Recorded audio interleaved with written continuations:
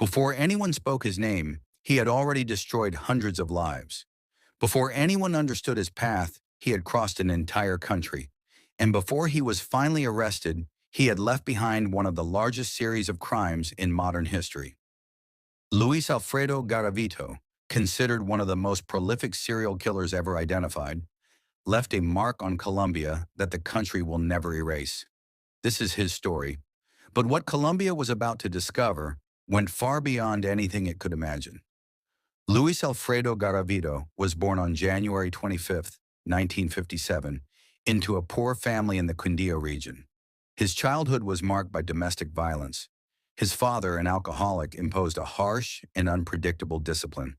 Neighbors recalled hearing shouting behind the walls of the family home. From a young age, Luis learned to protect himself by playing roles: the obedient son, the quiet boy, the one who never caused trouble.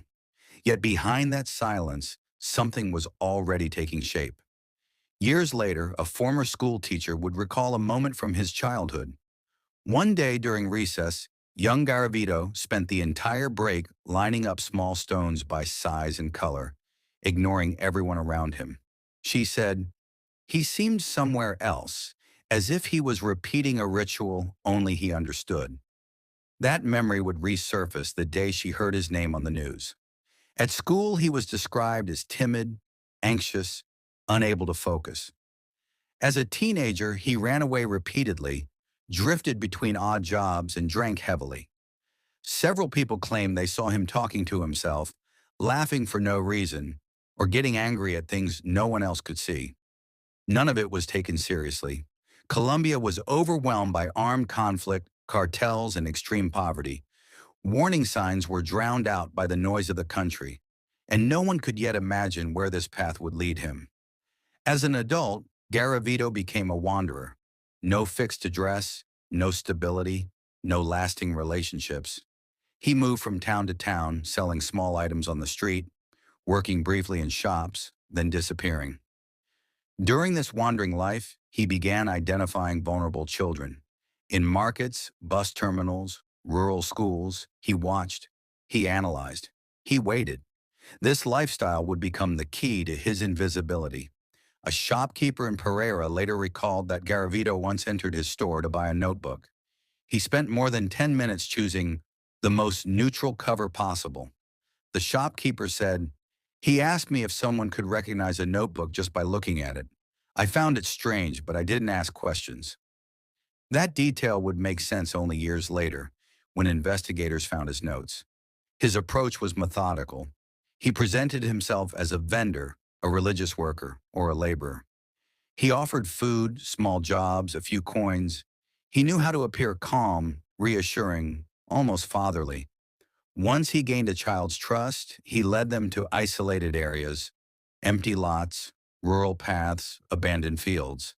There, he committed physical and sexual violence, confirmed by investigations and his own confessions, though the details cannot be described here. And yet, despite the repetition of these acts, no one was connecting the dots. Crime scenes showed recurring elements: abandoned clothing, cords, bottles of alcohol, papers, personal objects. Some investigators claimed they repeatedly found the same type of small plastic toy. Others mentioned scraps of paper covered with numbers, dates, and initials. During one search in a rural area, an investigator reportedly found a small cloth pouch containing 3 identical coins from the same year. On the pouch, a hand-drawn symbol, a crossed circle. The pouch disappeared a few days later without explanation. This detail would haunt several investigators for years. Garavito always left the area quickly.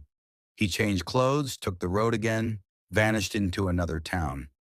He used multiple identities, multiple roles, multiple stories. For years, he avoided identification. Many victims were not identified immediately. Crime scenes were scattered across the country. Law enforcement lacked coordination. Colombia was overwhelmed by conflict and criminal activity. This dispersion would delay the investigation far more than anyone expected. Gradually, authorities noticed a pattern. In several regions, similar scenes appeared: same objects, same traces, same victim profiles.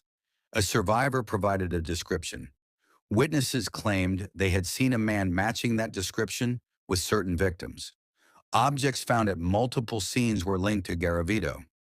For the first time, a name began to emerge. The investigation became national. Police compared files, connected clues, and mapped the locations. Some investigators believed the scenes formed almost a straight line, as if Garavito followed a personal route. Others thought it was coincidence. One investigator noticed that several locations corresponded to abandoned bus stops from the 1970s. According to him, Garavito unconsciously returned to places tied to his childhood.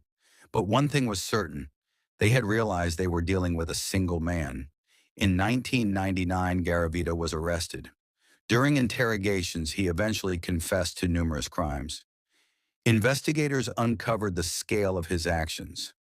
More than 100 confirmed victims, more than 200 probable. He was sentenced to over 1,800 years in prison, later reduced under Colombian law. And yet, even after his confessions, several unanswered questions remained. Years passed. Garavito aged in prison. His health deteriorated. On October 12, 2023, he died at the University Hospital of Valledupar from health complications. His death was announced quietly. No ceremony, no tribute, no words. Just a single line in an official statement. But his disappearance would never erase the questions he left behind. The Garavito case shook Colombia deeply. It exposed the vulnerability of poor children, the failures of the justice system, the lack of coordination between police forces, and the absence of resources for missing children. Reforms were introduced. The country became aware of the scale of the problem. The story of Luis Garavito is not only the story of a criminal, it is the story of a country confronting its own weaknesses. The story of hundreds of forgotten children, broken families, traumatized communities. It is also a reminder: monsters do not appear from the shadows. They grow in the cracks of a society that does not see, does not protect, does not coordinate. Garavito is now a symbol of what can happen when poverty, neglect, violence, and impunity collide. And despite the passing years, his story continues to echo as a warning.